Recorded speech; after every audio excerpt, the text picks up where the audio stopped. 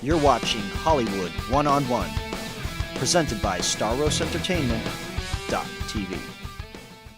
Hi, this is TYRONE with Staros Entertainment TV, and we're going one-on-one, actually one-on-five with the Basco family, and as well, the Basco Brothers group. So tune in for this special edition of Hollywood One-on-One on Staros Entertainment TV. Hi, this is TYRONE with Staros Entertainment TV, and we're going one-on-one here with my longtime friend and my boy, DANTE Basco. Now, listen, DANTE, obviously, you know, like I said, we've been going through all the brothers here and your whole family. We've known each other for probably I would think over 15 years in this business. And we've gone through a lot. We've gone through a lot of fun stages and a lot of stuff through our careers. What or who in your life inspired you to get into this business? It's, you know, that's a question. In this business, we've been around for so long, 10, 15. We've known each other for over 15 years. I realized I came, and I've had like my SAG card for like 24 years, something crazy like that. And you see, you kind of have to get re-inspired constantly.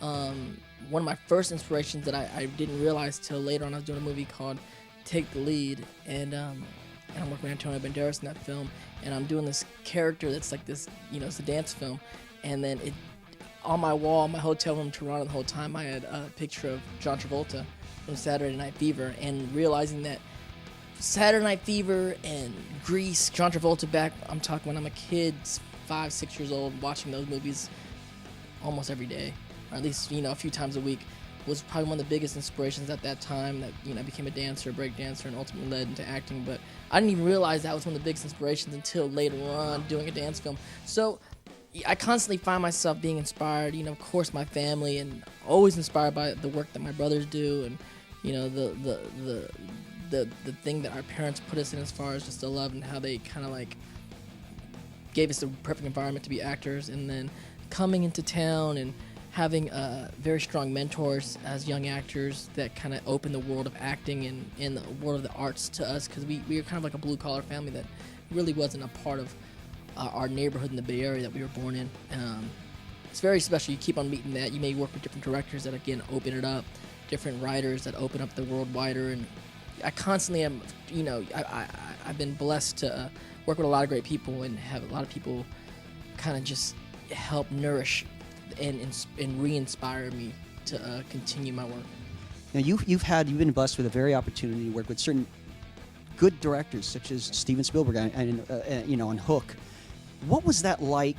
Not only, I mean, I know you were young at the time, but maybe in hindsight now, thinking about it, what was that experience like to work with someone that maybe some people just try to achieve later in life or in their career, and then all of a sudden here it happens that early on? What did that even hit you at the time when you got that role? Yeah, you know, at that time I was 15 years old, and even at a young age, you know, everyone knows who Steven Spielberg was. Even since then, I mean, probably one of my first favorite films as a kid is like E.T., and so, you know, it's a big deal. And then when I met him in the interview process, you know, it's you're like meeting one of the great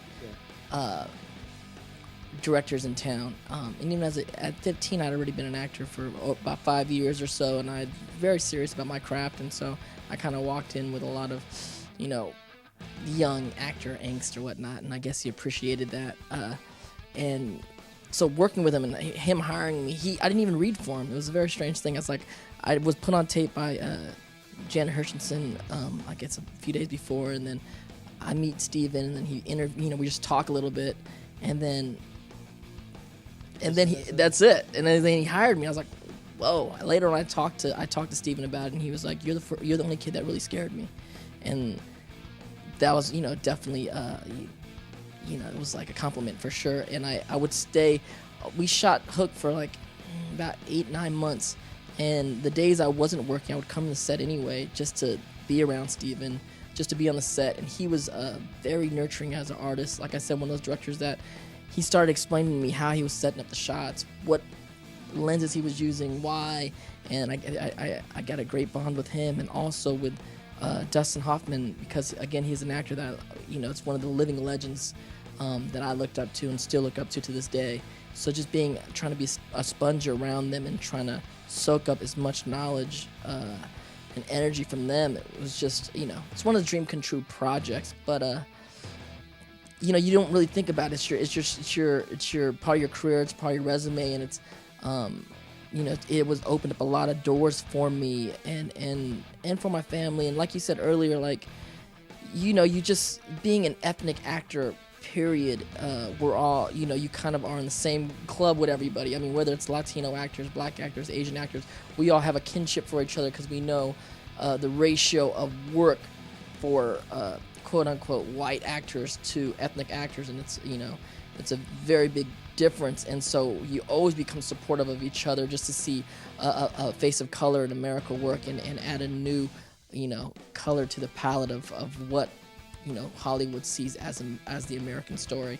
I think being able to support each other is a definitely comes down from my parents first and foremost, and being from the fact that we all studied together and we saw each other grow as me and the brothers saw each other grow as actors and seeing each other do the best work and the worst work and go through the best of times and the worst of times, and then gravitating towards other like-minded people, friends. I mean, people don't understand that me and Ty have been friends for over 15 years, where we'd hang out, you know, almost every weekend, if not during the week, and party together and travel together. And there was a group of us at that time, and I try to explain to young actors now, it's like our generation was like Leo and Toby and us, and we were just young actors that were just all up on, you know, everyone was on our own hustle, but we were also a group that very much supported each other, especially the ethnic actors of the group, because it was like, I always feel, and even looking back now as an adult, you know, one person is not like a movement. It's not a radical change. It's a bunch of actors coming up, a generation of actors putting a new face out there in America, and that's a lot of what we did in our time. Now, as I've been an actor, like I said, for over 20 years, in the last few years I've been getting like these achievement awards from like certain Asian communities and the Filipino community, and I'm very honored. And you know, you don't really, I mean, I'm so young still, and that, you know, people say, oh, you were pioneering for us, and going out and being, I do talks at colleges and whatnot, and just being able to digest it now as an adult. It's a great conversation. It's great that I'm flattered, and I'm very, you know, honored to be a part of helping to open the door or open the eyes of everybody a little wider. But, you know, we're just at the beginning of trying to create more and more stories and more and more films and television shows that can express our voice. Tune in for our part 2 episode with Dante on StarWars Entertainment.tv.